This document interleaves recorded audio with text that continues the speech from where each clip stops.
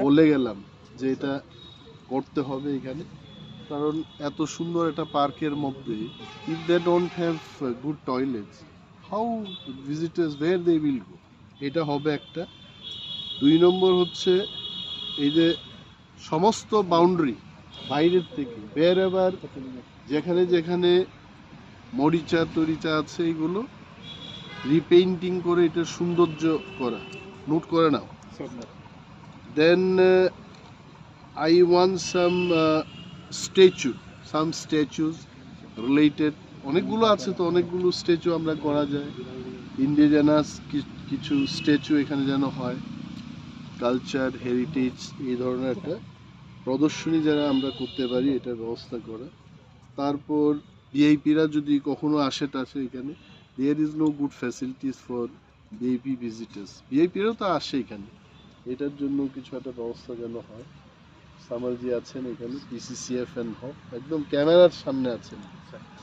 এগুলো সাংবাদিকরাও আপনারা চেক করবেন যে এই কাজগুলো হয় কিনা ইন দ্য নেক্সট 6 মান্থ। যদি না হয়, Prasad, I am telling in front of the camera, this all infrastructure we have to, because this is in the middle of the city, we have to keep beautiful, well painted, well maintained, and see that people should not sleep and fall. ये sleeper ही नहीं होना चाहिए, ये सब। আচ্ছা sir, এই আগরতলায় আরও অনেকগুলো পার্ক যেগুলো আছে, মানে যেমন অক্সিজেন পার্ক বা অনেকগুলো পার্কের ভিতরে আছে, পরিকাঠামো অবস্থা খুবই শোচনীয় আছে, জঙ্গল হয়ে আছে, তারপর যে বাউন্ডারিগুলো আছে ভেঙে গেছে, কোথায় কোথায় আছে বাউন্ডারিগুলো মানে খুবই জঙ্গল।